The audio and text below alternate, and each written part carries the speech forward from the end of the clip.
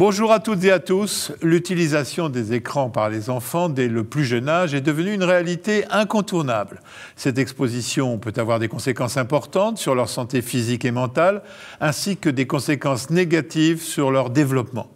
Dans ce contexte, le président de la République a créé une commission qui a pour mission de proposer des recommandations pour limiter l'exposition des enfants aux écrans. La commission doit rendre son rapport au mois de juin avec des recommandations concrètes pour les parents, les professionnels de santé et les pouvoirs publics pour définir un usage approprié pour aider les familles. Le président de cette commission, le professeur Amine Benyamin, est notre invité. Mais avant de débattre, on écoute l'éditorial de Thierry Borsat, notre rédacteur en chef, qui pose le problème et apporte quelques solutions. Ce serait le fléau qui menace notre jeunesse, les écrans. Au point qu'Emmanuel Macron veut en reprendre le contrôle, comme il l'a affirmé lors de sa conférence de presse le 16 janvier dernier, en annonçant la création d'une commission consacrée à ce sujet. Mais de quoi s'agit-il factuellement ? Entre leur téléphone, leur tablette, leur ordinateur ou la télé, les Français ont passé en 2022 4h30 par jour devant un écran, selon le baromètre du numérique, un chiffre qui passe à plus de 6h30 pour les 13-18 ans. Et les jeunes enfants ne sont pas en reste, entre 2 et 5 ans. Ce temps d'écran atteint près d'1 heure par jour et même 1h30 quotidienne pour ceux qui ont entre 5 ans et 5 ans et demi. Alors les impacts sur la santé des jeunes, à la fois physiques et psychiques, sont considérables. Manque de sommeil, maladies liées à la sédentarité, problèmes de vision, troubles de l'attention, repli sur soi, sans parler des problèmes liés au contenu diffusé par ces écrans, les jeux vidéo qui peuvent entraîner une certaine prise de distance avec la réalité, et bien sûr les réseaux sociaux mis en avant dans la promotion de comportements à risque ou dans le harcèlement entre jeunes. Mais comment peut-on agir face à ce phénomène et à un phénomène d'une telle ampleur ? Eh bien, certains pays ont choisi des solutions radicales, comme la Chine, qui a mis en place des barrières techniques pour limiter le temps passé sur Internet. Pas plus d'1 heure par jour pour les jeunes de 8 à 18 ans, avec une coupure totale durant la nuit.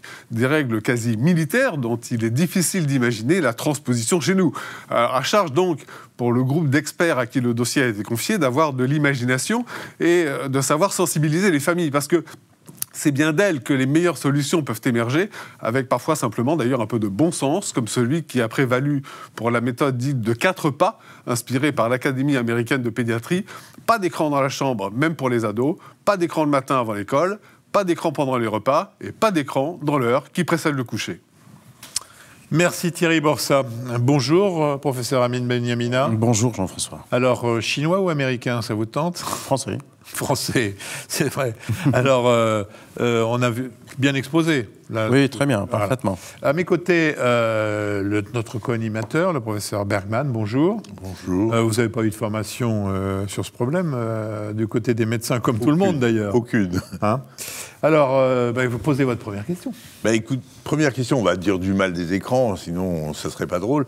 Mais c'est quand même un progrès technologique, social, l'accès de la culture pour tous, la possibilité d'être en réseau. Il ne faut pas non plus oublier tout ça. On ne l'oublie pas, je pense que vous avez 10 fois raison. D'ailleurs, j'allais débuter cette émission, et merci de m'avoir invité pour parler de ça. Évidemment, il y a des choses que je ne dirai pas parce que je n'ai pas encore fini. Et les recommandations, les premiers à les recevoir, c'est celui qui nous a commandé, c'est le président de la République. Alors, si on n'était pas sur l'effet pervers du succès, on ne serait pas là à essayer de trouver des solutions pour les maîtriser.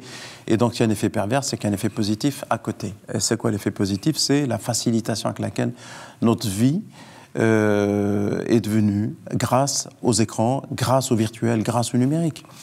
Donc, on a pris à bras-le-corps cette avancée technologique fantastique depuis une trentaine d'années. Et puis, parmi les domaines dans lesquels la technologie s'est améliorée de manière exponentielle, c'est bien le numérique. Dernière arrivée en date, l'intelligence artificielle embarquée, comme le ChatGPT. Je sais que Jean-François est très, très fan, c'est pour ça que je le pique un peu au passage, dans le bon sens du terme. Mais on voit qu'il est quasi impossible, et ce n'est pas le but de la Commission, de se passer de cet objet. l'écran à travers ce qui est dedans, c'est-à-dire le numérique. Le problème, c'est les effets pervers et la jeunesse. C'est la raison pour laquelle on va réfléchir là-dessus. Oui, parce qu'on va voir on va parler des effets pervers. Mais déjà, la plupart des adultes passent leur vie, de nombreux adultes passent leur vie devant des écrans. Donc, c'est difficile de dire, pour les enfants, ça fait ça, pour les adultes, ça fait ça. Il y a quand même un effet, d'abord sur le plan physique, les écrans. Passer sa vie devant les écrans. Alors, dans la commission, il y a des collègues somaticiens versus moi qui suis psychiatre, addictologue, et ils ont rapidement montré tous les limites et tous les dommages liés à la consommation non raisonnée des écrans, notamment les problèmes staturopondéraux, les problèmes métaboliques, de vision, les perturbations du sommeil. Tout ça, ce sont des réalités documentées. C'est pas propre aux enfants, ça? Non, ce n'est pas propre aux enfants. Mais évidemment, l'enfant est en devenir. On a d'autant plus de raisons de se pencher parce que ce qui est perdu dans l'enfance ne sera jamais perdu plus tard et ne sera jamais acquis. Ouais. Donc là-dessus, évidemment... Et sur le plan mental, alors bon, en physique, on comprend tout ce que vous venez de décrire, mais qu'est-ce qu'il y a comme effet qu'on peut craindre? Alors évidemment, on continue à interroger les collègues plutôt psychiatres et addictologues sur le sujet. Il y a de la documentation, il y a des articles, il y a de la publication qui est contradictoire. Ah oui? Oui. On a le problème de ce domaine, c'est que l'objet de définition, ce qu'on appelle la mesure par laquelle on arrive à des conclusions, est difficile à cerner. Puis lorsque vous avez le terme écran, c'est un terme générique. Qu'est-ce qu'on va mettre en face lorsqu'on met en place un protocole de recherche? Quelle est la population cible et qu'est-ce qu'on met en face comme versus? On ne va pas mettre un placebo, évidemment. C'est très compliqué. Et donc, on arrive à avoir une observation qui est biaisée, qu'on le veut ou pas. Et donc, on a une impression à partir de laquelle on émet des recommandations, c'est ce qui se passe actuellement, et qui est assez fragile. Donc, la Commission va devoir, un peu à la manière d'une conférence de consensus, qui n'en est pas, puisque ce n'est pas le but, à travers ce qu'elle va entendre, ce qu'elle va lire, ce qu'elle va ressentir, proposer des recommandations j'ai envie de dire, c'est pas le bon terme, parce qu'on est scientifique, mais de bon sens. De bon usage. Et de bon usage. D'ailleurs, le président, il ne dit pas autre chose que ça. Ouais.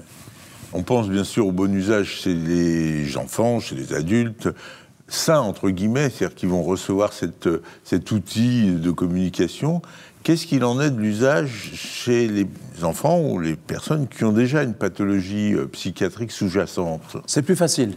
Parce que lorsque vous avez une pathologie psychiatrique installée, vous essayez de voir l'imputabilité, c'est-à-dire la part liée à la consommation du produit de la pathologie qui préexistait. Là, on sait faire, dans la chronologie de l'arrivée ou bien de l'installation des troubles, on va essayer de comprendre ce qu'on appelle la co-occurrence, la causalité et finalement, est-ce qu'il y a deux phénomènes qui coexistent par le fait du hasard, ou alors un phénomène engendre un autre. De toutes les façons, la prise en charge est la même. Lorsque vous avez une dépression, un trouble anxieux, une pathologie psychotique ou je ne sais quelle autre pathologie, on la traite comme on la voit. En revanche, ce qui est intéressant, c'est quand on voit le lien entre le phénomène écran et la pathologie psychiatrique, ça dicte notre prévention. Et c'est là où on est attendu. Alors, il y a un fait très très important qui est la violence. On a dit que les jeux violents qui sont de plus en plus nombreux, d'ailleurs que les adultes continuent à utiliser, est-ce que ce sont des facteurs d'augmentation de la violence dans notre société ou pas? C'est très débattu. Oui, justement. Tout à fait. On ne sait pas vraiment. Il y a des articles qui montrent que le fait de montrer de la violence est un phénomène, finalement, de modèle dicté aux jeunes. D'ailleurs, le président l'a dit, je vous le répète, lorsqu'il a parlé de la commission, lorsqu'il a parlé des écrans, c'était le premier sujet qu'il avait abordé au cours de sa conférence de presse. Et il a à la fin parlé du futur citoyen. Évidemment, derrière ce terme, se cachaient les émeutes, les éléments de cette nature. Alors, on a des éléments contradictoires. Il y a ce qu'on appelle la théorie de la mitridatisation, c'est-à-dire le fait de voir beaucoup de violence permet de limiter, on la vit de l'intérieur, donc on n'agit pas de cette manière, ou alors un phénomène de modèle de vicariant. Donc les deux s'affrontent et se confrontent. La part n'est pas très claire. On n'a pas tranché encore, étant donné que c'est quand même un phénomène extrêmement important. Ce qu'on a tranché, et ce qui n'est pas complètement idiot, c'est qu'il y a un élément qui s'impose à nous, adultes, c'est que ce qui sort de la boîte est plus crédible que ce qui sort de la bouche. notamment pour les jeunes générations. C'est-à-dire, ils s'abreuvent à l'information qui actuellement est une information qui sort des écrans. Et ça pose problème. Mais, oui. En gros, tout ce qui vient finalement des réseaux sociaux est frappé du bon sens et n'est pas, en gros, pollué par les manipulations des grands groupes, des médias, tout ça. Et ça pose problème. C'est le principe du complotisme, hein, sans aller... C'est un terme galvaudé, mais c'est la réalité. Donc on a un vrai travail de pédagogie pour réinstaurer la réalité qui est la vérité. Ils ont leur réalité, leur vérité. Il faut dire qu'on a quelques exemples dans le monde, notamment des personnalités politiques de premier rang, qui ont créé une néo-réalité. Comment en vouloir à nos jeunes qui ont la leur, hein. Probablement les 2 prochains présidents de l'URSS et puis des États-Unis. Donc non, mais c'est pas de la délation, c'est simplement la constatation. Là, on est dans le contenu. Oui. Mais restons sur les écrans. Sur le plan cognitif, est-ce que ce sont les écrans, la surutilisation des écrans qui explique les faibles scores de nos étudiants dans nos pays? Alors ça a été dit par des politiques. Encore une fois, moi je suis scientifique. Cela dit, à Shanghai, ils ne regardent pas moins les écrans. C'est ce que j'allais dire. Voilà, vous avez le contre-exemple. Donc il n'y a pas de conclusion. La Corée du Sud qui vient de prendre des mesures, ça a été dit par Thierry Borsat en Chine, pour limiter les écrans, ont des scores PISA, d'un classement PISA exceptionnel. Je prendrai, à contrario, puisqu'on part du principe qu'on a affaire à des États totalitaires et militarisés qui prennent des mesures antidémocratiques et anti-droits de l'homme, vous allez en Suède. À titre personnel, j'ai rencontré dans le cadre de cette mission le ministre suédois de la Santé. Les Scandinaves étaient en tout numérique, ils font une marche arrière toute et ils reviennent au stylo au papier, alors que leur niveau scolaire est très bon. Donc, franchement, merci Jean-François, l'exemple type auquel est confrontée la Commission. Encore que, on peut comprendre les Suédois pourquoi ils regardent beaucoup la télé, pourquoi le temps qu'il fait dehors. Mais, ce qui veut dire finalement que votre travail, il va être complexifié par ces facteurs nombreux qui viennent intervenir. Et puis après tout, il y a beaucoup d'applications qui sont pédagogiques, éducatives. On donne des tablettes aux enfants au collège, donc ça veut dire que quelque part, les autorités souscrivent à cette action. Bien sûr, ce n'est pas haro sur les tablettes, ce n'est pas haro sur les écrans, ce n'est pas haro sur le numérique, c'est un bon usage intégré. Alors évidemment, on ne s'interdit pas de recommander des interdictions, c'est le cas de le dire, mais pour l'instant, on n'y est pas encore, on est en train d'engranger des exemples. On auditionne des gens avec des modèles intéressants, et c'est vrai.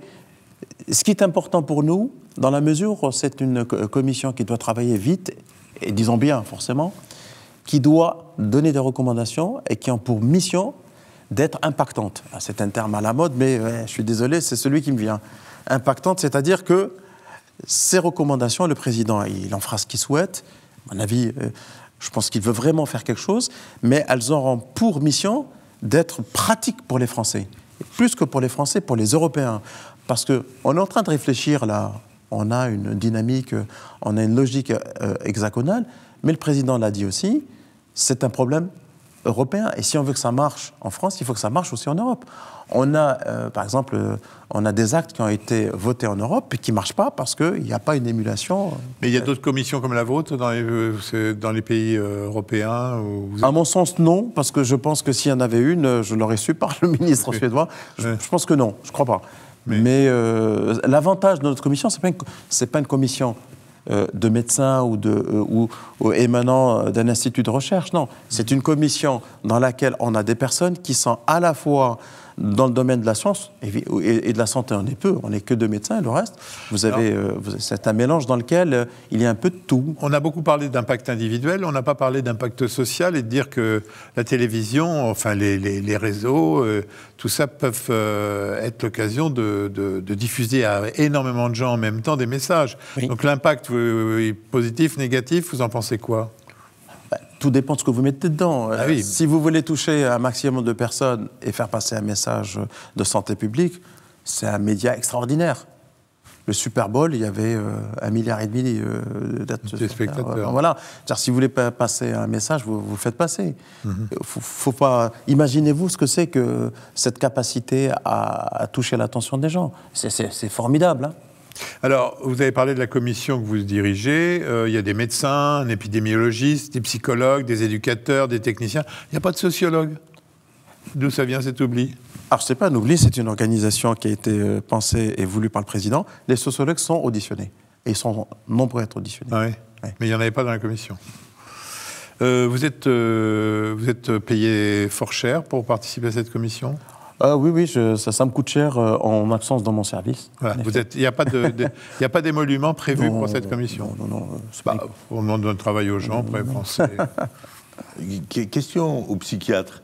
Il y a un tableau assez stéréotypé qui est celui de la phobie sociale de ces ados qui veulent plus sortir et qui s'enferment dans leur chambre.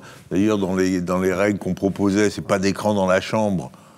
Alors que par définition, l'ado, il va pas aller faire de l'écran dans le salon. Hein. Il veut justement avoir son petit monde. Et donc, chez ces jeunes qui se renferment et qui n'arrêtent pas de jouer sur leur écran ou d'être sur un écran, où est l'œuf, où est la poule? Est-ce que c'est parce qu'ils sont renfermés qu'ils se retrouvent dans l'écran, ou c'est parce qu'ils sont devant l'écran qu'ils se renferment? Alors, c'est un peu les deux, mais ils sont très minoritaires. C'est d'abord, avant tout, le plaisir. Ils s'oublient, ils sont sur des heures, et ensuite, des dommages s'installent. Ils se désocialisent. Ouais, ils ne sont pas tous malades, hein. C'est une petite minorité. Ils ne sont pas tous addicts, hein. Ils ont un usage nocif probable, puisqu'il va avoir des conséquences sur leur sociabilisation, leur vie de famille, leur niveau scolaire, sur leur poids, sur un certain nombre de choses, sur leur distractibilité ou leur concentration. Alors, les phobiques qui se traitent avec l'écran sont rares. Ils sont rares, mais ils existent, évidemment, parce que c'est plus facile d'être derrière un écran, derrière un artefact ou bien derrière un avatar que de s'appeler Hamid Benyamina, de se montrer derrière l'écran et de dire « voilà, je suis le plus fort, le plus intelligent ». Donc, la plupart du temps, ce sont évidemment un autre personnage qui intervient dans l'écran. Ils sont très rares. Et ceux qui, par le jeu, c'est le cas de le dire, ou bien l'activité des écrans se retrouvent à se désocialiser, c'est une grande majorité, mais ce n'est pas de la phobie. Ils peuvent sortir de l'écran, ils n'ont pas peur de l'extérieur. Hein. Donc, attention, finalement, la pathologisation de l'écran est assez rare. Il y a des effets liés à la consommation de l'écran, mais la pathologie de l'écran est assez rare. J'ai toujours dit... Ça, c'est important, parce que ça empêche de le diaboliser aussi. Mais il n'y a aucune diabolisation. On est simplement sur un recueil des dommages générés par quelque chose de fantastique. Et l'idée, et c'est du moins la commande du président, c'est de lui redonner un usage raisonné. Écoutez, c'est un sujet de société. Qui n'a pas été embêté par le téléphone, soi-même ou dans son entourage? Lorsque la commission a été dévoilée, la composition, à titre personnel, j'ai reçu dans ma vie de tous les jours beaucoup de « Ah, il était temps, c'est vrai que c'est embêtant ». Tout le monde, y compris dans le cadre de mon travail au quotidien, mes voisins, les personnes qui nous ont sollicités. Il y a quelque chose de l'ordre, il faut remettre de l'ordre, c'est le cas de le dire, avec cet objet. On a conscience qu'il est utile, qu'il est important, qu'il nous a facilité la vie, mais il y a des éléments sur lesquels il faut remettre de l'ordre. C'est-à-dire, comment pensez-vous qu'il soit utile d'utiliser le téléphone pour élever un enfant qui vient de naître? On le voit. C'est devenu un support pédagogique pour certains parents. On a aussi des industriels qui fabriquent des outils pour des enfants à naître qui le vendent comme un stimulateur de l'intelligence, je ne sais quoi. Et ce qui est utile et important, je vous le dis parce qu'on partage la même culture de la justesse de la recherche, c'est toujours l'effet bénéfice-risque. Il y a un réel bénéfice, tout le monde en a conscience. La preuve, on est en train de toucher des auditeurs derrière un écran. On n'est pas devant un amphithéâtre. Et il y a un risque qu'on est en train de voir émerger, que l'on va probablement essayer de contenir. Alors justement, dans votre commission, vous avez l'intention de dire aux professionnels de santé d'être restés attentifs aux signes des problèmes liés aux écrans, vigilants, mais ils n'ont aucune formation. Est-ce que vous avez prévu qu'il y ait des formations pour les professionnels de santé? Je ne sais pas. À la fin du mois de mars, je vous dirai. Ouais. Parce que je pense que c'est une commission qui va réfléchir sur le constat et les solutions. Et déjà, ça paraît évident, ça. Zéro formation. Ben oui. Moi, j'apprends. Hein. Oui. Moi, je viens avec mon background de psychiatre addictologue, mais j'ai appris. Je continue à apprendre avec les collègues de la commission sur l'outil numérique lui-même, sur la psychologie cognitive, sur la pédagogie, l'éducation. j'ai appris. Alors pourquoi les écrans perturbent-ils plus les enfants que les adultes? Et encore, il faudrait qu'on me le prouve, mais enfin, on imagine que cette commission, elle est faite pour les enfants parce que l'urgence est là. Parce qu'on a de plus en plus d'écrans partout, plus attractifs. La quantité a créé ça? C'est parce qu'on a quand même le souffle de la société. On a la plainte de la société sur « j'en ai marre des enfants avec les écrans ». Qui n'en parle pas? Pendant les vacances, à table, à Noël ou je ne sais à Pâques, ils sont partout. Oui, mais les parents, justement, il y a aussi, qu'il y ait de plus en plus d'écrans, oui, mais il y a aussi de plus en plus d'environnement familial où il faut dire que beaucoup de parents utilisent le portable sans arrêt devant leurs enfants. Alors, la première des remarques qu'on s'est faites, qu'on a été évidemment invité à participer à cette commission, c'est que c'est vrai qu'on va parler des enfants, mais il est impossible de ne pas avoir un passage sur les parents, sur le côté modèle ou au contre-modèle. Voilà. Et la pression sociale de dire le smartphone à l'école, parce que sous le prétexte que je veux savoir où est mon enfant en raison des risques d'enlèvement, la pression sociale est importante aussi. La pression sociale, la facilité, l'organisation finalement de l'économie de l'écran aussi, on l'oublie. C'est là où votre travail est très intéressant, très important et très complexe, parce que finalement, vous allez essayer de mesurer des impacts, des conséquences, donc il faut des outils de mesure, comme partout. Vous disiez tout à l'heure que les utilisateurs apportaient plus de crédit à l'information de l'écran qu'aux autres, ouais. Alors qu'en fait, on a l'impression qu'on aurait plutôt moins de crédit, parce que c'est le site du complotiste, c'est le site des lobbies, c'est le site des... Comment vous allez faire? Quels sont vos outils de mesure des impacts?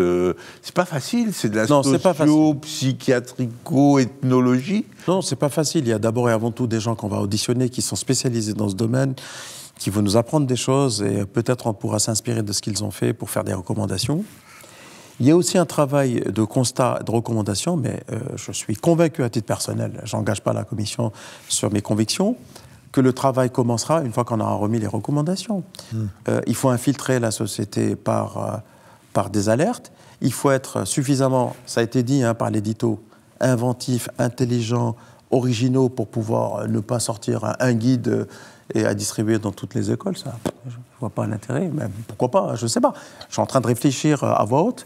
Je pense que quand je dis impactant, c'est-à-dire il faut ressortir finalement la réalité des choses. Il faut désintoxiquer finalement par des vérités toutes faites, des vérités qui sont utiles et utilitaires à d'autres dessins. C'est ça qui est intéressant. Les études, elles se basent sur quoi? Elles se basent sur le temps d'écran, sur les questionnaires? Il y a de tout. Il y a le temps d'écran, il y a la qualité du sommeil, il y a ce qu'on appelle des analyses multivariées. On essaye finalement de revoir les résultats bruts.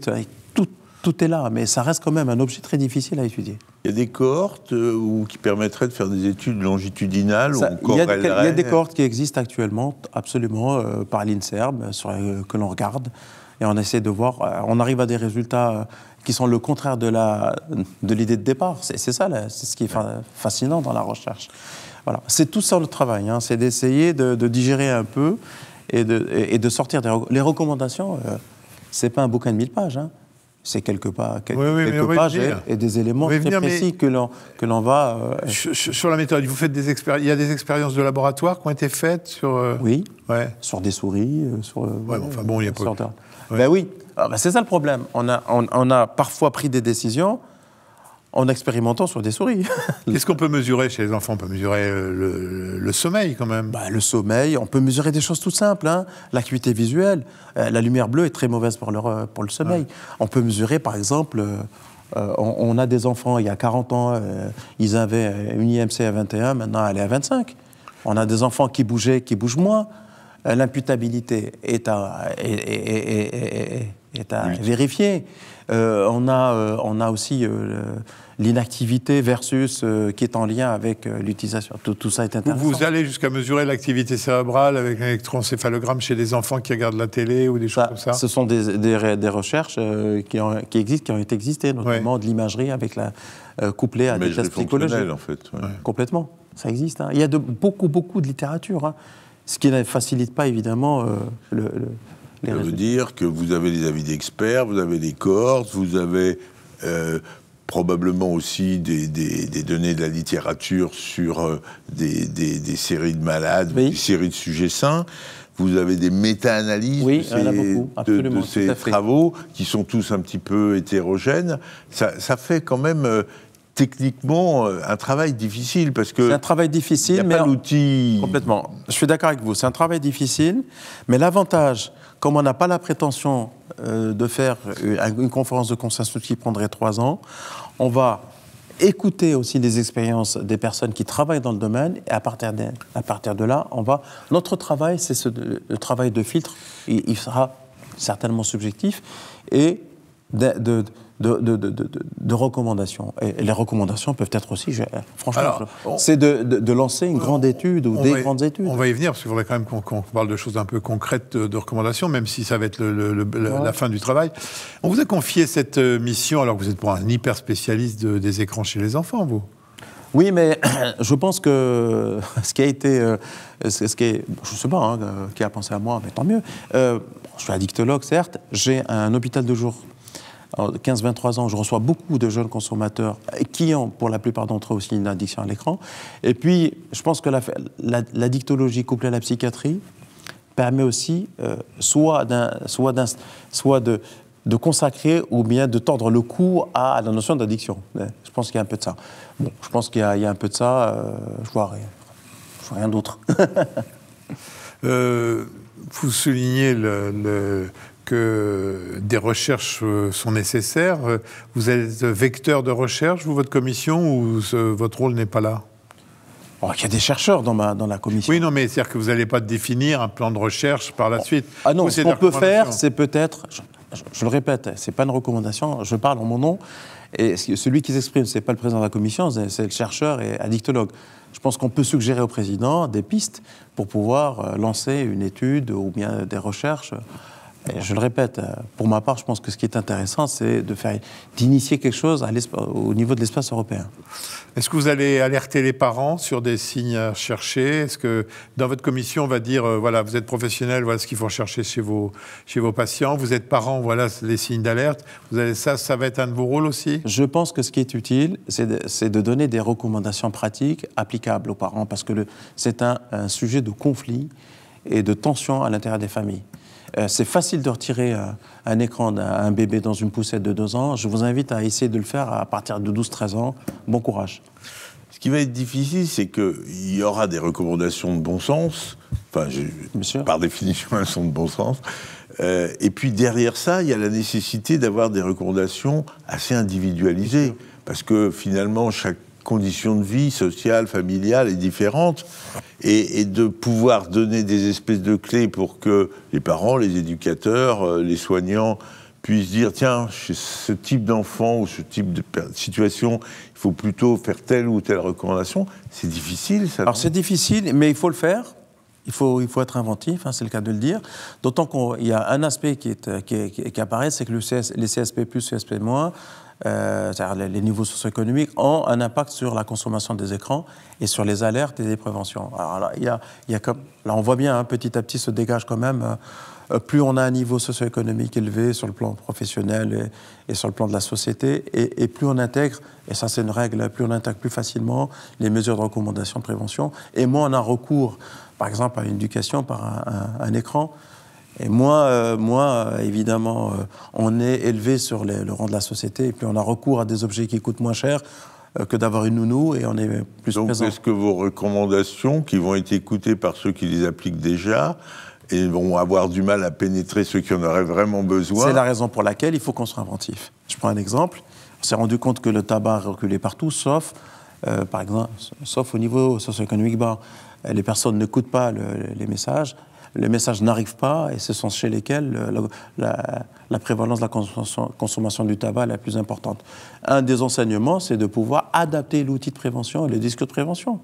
S'il n'est pas adapté, s'il ne concerne que des gens qui ont déjà la capacité d'aller chercher l'information par leur propre d'eux-mêmes, où est la force publique?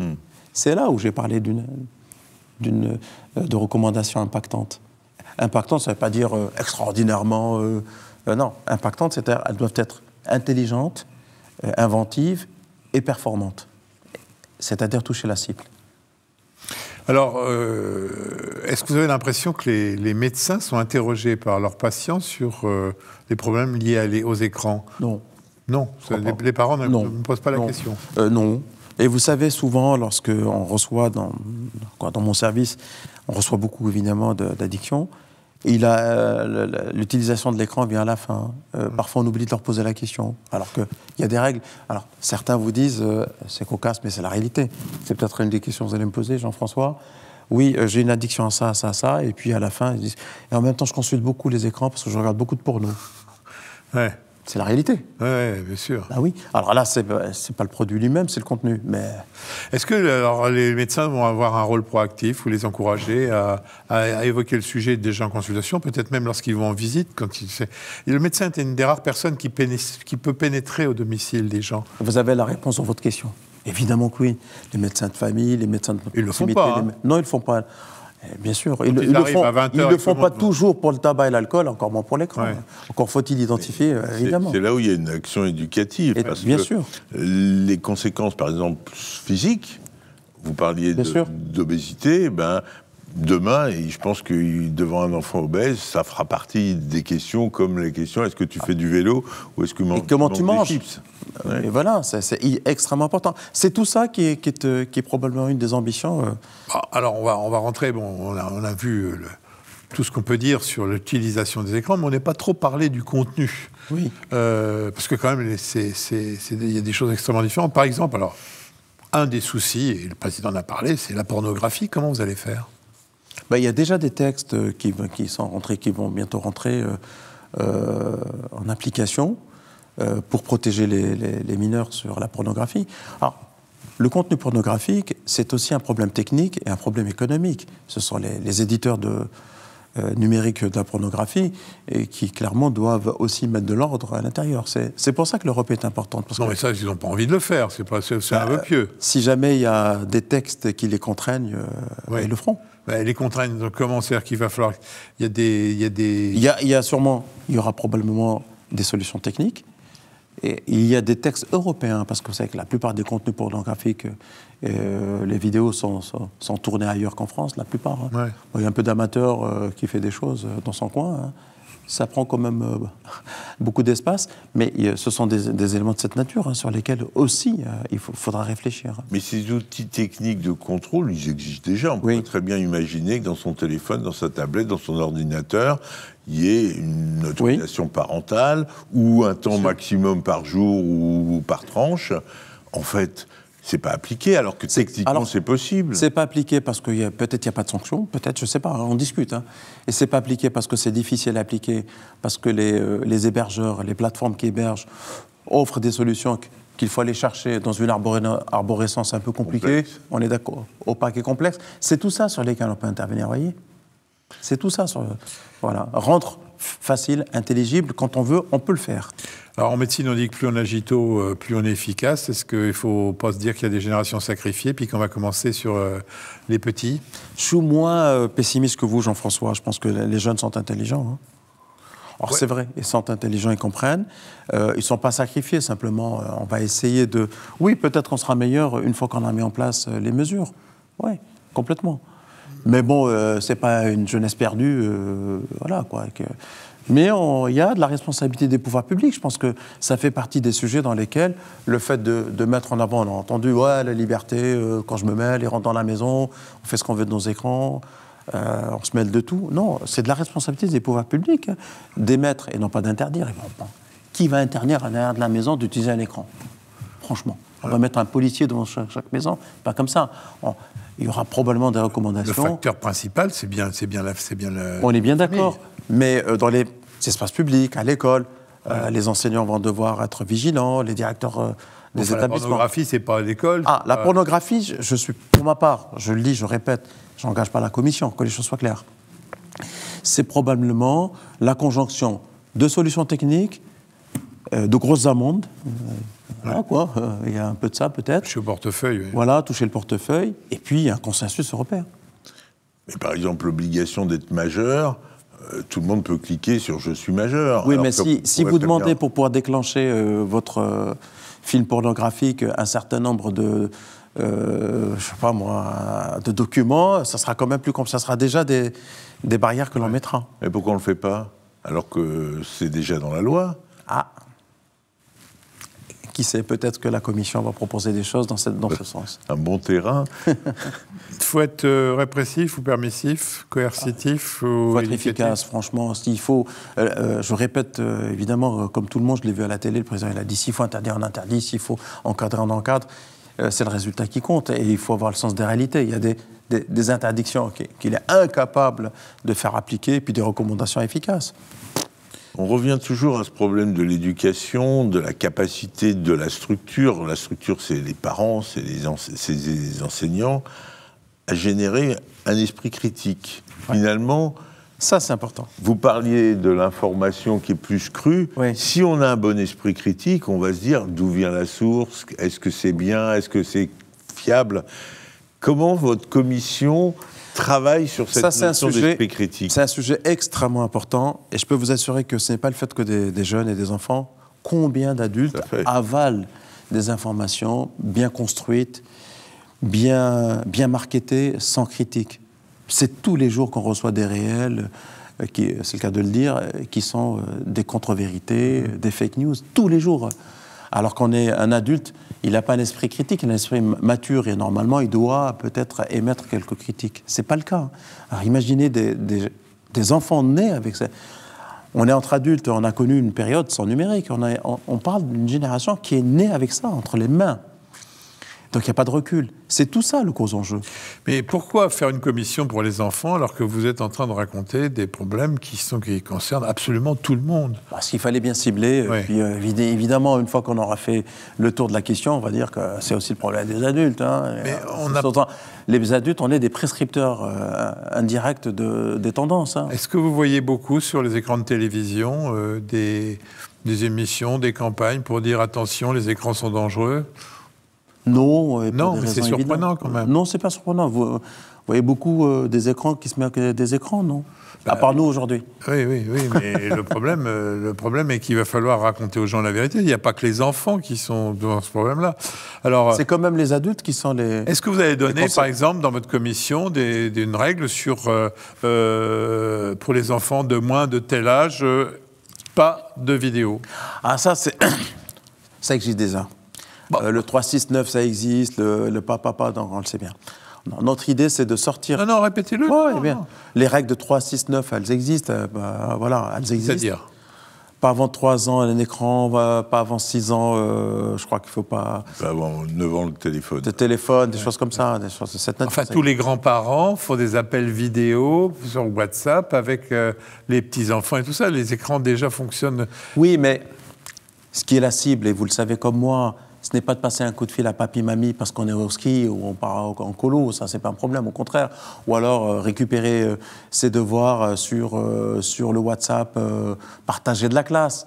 On le sait bien, c'est bien là l'intérêt de ce type d'outils. C'est du matin au soir, je suis en train de regarder, et je scrolle et je regarde des idioties. Ou peut-être même pas des idioties, des choses un peu plus dangereuses. C'est ça qui nous... L'Académie américaine de pédiatrie, elle a tranché, elle dit... Pas d'écran pour les enfants à moins de 18 mois. C'est terrible, parce qu'on aurait... Pourquoi... C'est même oui, non, c'est l'Académie américaine. Ah ouais. Hein. En France, moi, je ne sais pas, j'ai pas vu passer de... En France, c'est 3 ans. Enfin, 3 ans. Parce que la communauté... partage. À l'exception des appels vidéo. Techniquement, on a vu qu'on ne peut pas limiter bien les écrans. On pourrait, on peut. Techniquement, c'est facile. On peut tout faire techniquement. Sauf qu'il y a des volontés, et c'est là où je pense que la Commission peut être utile. Bien sûr, proposer des choses un peu subtiles. Alors, techniquement, regardez la Chine, ça a été dit en édito. Ouais. Elle bloque, à 10h, il n'y a plus rien. Techniquement, on peut tout faire. Alors ça, ensuite, par exemple... c'est l'acceptabilité, le problème. On a plaisanté quand je vous ai dit vous êtes chinois ou américain, vous m'avez dit français. Mais bon, précisément, la Chine, faire des arrêts comme ça vous semble antidémocratique à combattre ou on va être obligé d'aller vers des choses comme ça? En dehors du fait que ça soit antidémocratique, ça sera inefficace en France. Vous rigolez. Rappelez-vous le pass numérique, lorsqu'on a eu le Covid, combien ça a été compliqué. Ouais. Dès qu'on interdit, on transgresse derrière. Bien sûr. L'interdiction engendre la transgression, surtout chez nous en France, on se connaît. Alors, faut être efficace. Dans les recommandations que vous allez inévitablement dire, mais c'est de dire arrête ta télé, mets tes baskets et va faire de l'activité Très physique. bonne chose. Oui, mais enfin bon, c'est facile à dire, mais absolument impossible à... Mais il ne faut pas le dire. Ouais. Tout l'enjeu, c'est de donner les éléments pour convaincre. C'est ça, c'est là où on attend notre inventivité, vous voyez. Et là, je peux vous assurer que... Vous avez déjà vous pouvez nous donner la primeur de quelques conseils que... C'est un peu tôt. Alors, franchement, en dehors du fait que je suis tenu, non pas au secret, mais c'est une commission. C'est une commission, donc moi j'en ai un parmi 10, j'ai beau être coprésident, mais ça se limite. Pour l'instant, on est en train d'écouter, on est en train de mûrir. Et le premier à le savoir, c'est le président de la République. Je vous invite à l'inviter à ce moment-là. Il peut venir. Hein. Il aime beaucoup les supports numériques. Il a raison parce que vous avez une grosse audience. Je compte sur vous pour effectivement plaider la cause des chaînes professionnelles comme la nôtre qui touche beaucoup de gens, pour qu'effectivement, quand il y aura le résultat de la commission, ils puissent vous accompagner, parce que c'est quelque chose d'extrêmement important. Oui, Non, pardon. Non, allez-y. Non, il y a un point qui me turlupine, c'est la récupération commerciale de cette merveilleuse activité sur les écrans. Je vois la tablette en bambou éco-responsable, le logiciel validé Montessori. On a l'impression qu'il y a des mots-clés qui font acheter. Ça vous perturbe ça? C'est le merchandising, tout à fait.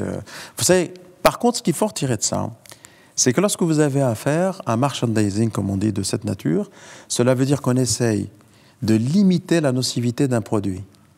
Et donc, la nocivité existe. Lorsque vous voyez un produit qui est éco-responsable, tout ça, c'est que le produit brut n'est pas éco-responsable. C'est ce que moi, je tire comme enseignement. C'est comme ça qu'il faut le lire. C'est pas se dire, tiens, il est en train de nous vendre une tablette. Non. Il est en train de nous dire que la tablette basique, elle n'est pas bonne. Vous voyez ? Parce qu'on oublie que sur le plan écologique, c'est une catastrophe aussi. Vous allez être, je pense, très sollicité par les GAFA, parce que c'est pas une bonne nouvelle pour votre commission. C'est-à-dire limiter l'écran alors que ne vivent que de la façon dont plus de gens passent de plus de temps aux écrans. Est-ce qu'ils ont réagi à cette commission ? Peut-être. Pour l'instant, nous, on a été invités sur des colloques, des machins. Vous n'êtes pas contacté par eux pour dire... Directement, non. Monsieur Benyamina, il faut qu'on discute, non? Non, ils font pas ça comme ça. Ils sont plus malins et plus intelligents. Je pense que ce que vient de dire le professeur Bergman, et c'est la manière avec laquelle ils font. Ils vont dire, nous, on est éco-responsables, comme l'industrie du tabac. On fabrique maintenant, on fait plus de tabac avec de la combustion, on fait de la vape, ça va être pareil. Nous, on a des programmes éco-responsables sur le plan pédagogique, je pense que c'est validé par des enseignants. Voilà, je pense que c'est comme ça qu'ils vont réagir. Ouais. Ils vont sûrement pas dire venez, monsieur Benyamina, on va vous offrir ceci ou cela. Regardez, c'est... Là, c'était avant, je pense. Dites-moi, vous travaillez comment alors? Vous réunissez souvent? La commission se réunit, elle fait un point, et ensuite on se réunit des journées, on auditionne, on écoute. Non, mais ça va vous prendre beaucoup de temps.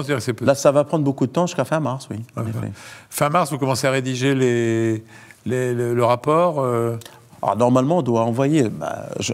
Je ne balance rien qui soit secret. C'est le président qui a dit qu'il attendait les résultats des recommandations fin mars. Comment nos confrères vont pouvoir se former, vont pouvoir avoir des informations sur tous ces travaux-là? Ils peuvent déjà le faire. Ils peuvent déjà le faire sur les écrans. Là, il y a beaucoup de littérature. Oui, d'accord. Mais après, peut-être on peut adapter auprès des enseignants. Non, mais vous n'allez pas faire quelque chose, c'est-à-dire que... Si, pourquoi? Mais pour l'instant, je n'ai pas encore une idée précise. Parce que dans cet ordre d'esprit, quelles que soient vos recommandations, et vous l'avez beaucoup insisté sur leur applicabilité, sur le faut être pragmatique et pratique, donc les éducateurs, les soignants vont être impliqués. Donc ça veut dire qu'il faudra peut-être, dans leurs études, qu'on les éveille à ce problème-là, qu'on leur donne des outils pédagogiques pour être formateurs, pour être éducateurs, pour être des vrais soutiens, pour pouvoir parler à un enfant qui a une trop forte dépendance. Est-ce qu'il faut que dans le cursus des études de ces soignants, on mette, un peu comme on a mis il y a quelques années la lecture critique d'articles, on mette la lecture critique de l'écran, ou qu'on apprenne à parler? c'est peut-être pas une reco, mais je pense que c'est une bonne idée. D'ailleurs, regardez, depuis que cette commission existe, l'intérêt, l'engouement et le questionnement sur les écrans sont très importants. Et c'est pas plus mal. Alors, regardez, on fait l'émission aujourd'hui, j'ai été beaucoup sollicité par la presse, les gens commencent à se poser des questions, c'est très bien.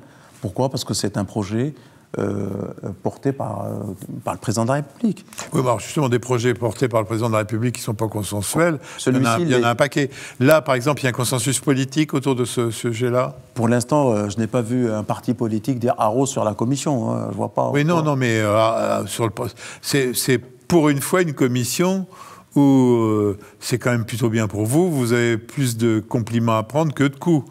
Je ne dis pas que vous ne serez pas fâché que peut-être que dans 20 ans, tous les jeunes que vous avez lésés ne seront pas contents. Ah ben, je viendrai début avril vous dire, après avoir remis mon recommandation, qui est celui ou celle qui s'est fâché avec moi. Mais il n'y a pas d'adultes qui réagissent contre cette commission ? Si, bien sûr, il y a toujours des gens qui disent Macron se met s'il ne regarde pas, il rentre dans les familles pour l'imiter. Ce qui est totalement faux, il n'a jamais dit ça. Hein. Et à aucun moment, il nous a montré la voie d'une recommandation quelconque. Hein. Franchement, c'est une feuille blanche, comme celle qui est face à nous. On verra ce qu'on y mettra. Bon, on va bientôt conclure, hein, parce que je crois qu'on t'a dit qu'il y a beaucoup de choses à venir et qu'on ne sait pas encore trop bien quoi. Mais on a quand même tourné le sujet. Vous serez obligé de revenir, ça c'est sûr. Votre conclusion on a beaucoup parlé de l'enfant, des conséquences sur son développement, l'éducation. Après tout, l'enfant, quand il voit ses parents et qui sont devant l'écran, il est forcément conditionné à ça. Est-ce que votre commission aura aussi une focale sur les écrans chez les adultes responsables ? Alors, même si dans l'intitulé de la lettre de recommandation ou bien dans les attendus du président, les parents ou les adultes ne sont pas évidemment désignés comme tels, mais forcément, on sera dans la position de se poser la question sur les parents et les adultes en général. Forcément, parce que c'est arrivé très vite derrière. Les membres de la commission eux-mêmes se sont interrogés sur ça. Donc, je ne vois pas comment on peut éviter. Alors, ça ne sera peut-être pas dans le document final. Et à titre personnel, je pense qu'on ne peut pas y éviter. Quel message vous allez délivrer aux professionnels de santé ? C'est un outil fantastique d'émancipation. C'est un outil qui a changé notre vie, qui a changé notre humanité. Mais c'est un outil, comme on le dit, qui mérite d'être, évidemment, non pas surveillé, mais raisonné, notamment concernant les enfants. Donc ça, c'est extrêmement important pour nous d'avoir ça en tête. Et puis, attention, on a besoin de continuer à faire ce qu'on est en train de faire autour de sa table, à se parler en direct. Je pense que ça, c'est extrêmement important. Est-ce que la guerre n'est pas déjà perdue ? Ouf, je ne crois pas. Honnêtement, je ne crois pas. On a eu des enjeux très, très importants de santé publique qu'on a gagnés. La Covid, par exemple. Non, c'est loin d'être gagné pour une raison, c'est une prise de conscience générale. Le fait que le président ait parlé de cette commission, il y a eu un effet autour de nous qui était « Ah, mais c'est vrai !» Ah, mais c'est vrai. Et donc ça, c'est déjà ça peut pas être quelque chose de doux, ça peut être quelque chose qui va se passer en Brassano-Folleville, ça va être comme il va y avoir des zones conflictuelles dans les familles, évident, et avec les GAFA et tous ceux qui n'ont pas intérêt à ce que vous limitiez l'écran. C'est pas mon affaire. Moi, je fais des recommandations et on verra bien. Si on doit se faire insulter alors qu'on est dans le vrai, ça m'a jamais beaucoup gêné. Vous avez déclaré que consommer du numérique ne fait pas des personnes droguées. L'addiction numérique est une perte de toute liberté de s'abstenir, ce qui n'est pas le cas de la majorité des gens. Oui. Oui, parce qu'on m'a toujours demandé est-ce que c'est une addiction. J'ai dit c'est très rare.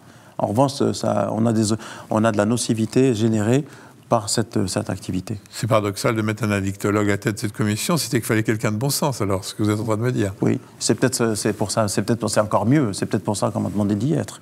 Bon, écoutez, je vais vous demander une petite conclusion courte, parce qu'on arrive à la fin de cette émission. Écoutez, merci de m'avoir invité, et je reconnais Jean-François Lemoyne comme étant un avant-gardiste dans les sujets qui montent. Écoutez, c'est... Voilà, ça va lui faire plaisir. Là, c'est le but. Je crois que je vais m'élever sur ma chaise. Allez, c'est la fin de cette émission. Je vous remercie beaucoup tous les deux. Je suis certain que ça va nous apporter des commentaires et que vous avez été probablement très nombreux à regarder, car il faut le dire, La Santé en question est une émission qui marche, une émission de politique santé qui était un besoin besoin urgent compte tenu de l'état de notre système de santé et des problèmes qu'il pose. Alors, à très vite, et on donne un particulier rendez-vous au professeur Amine Beniamina pour nous raconter ses réflexions dans un futur très proche. À très bientôt, et en attendant, portez-vous bien.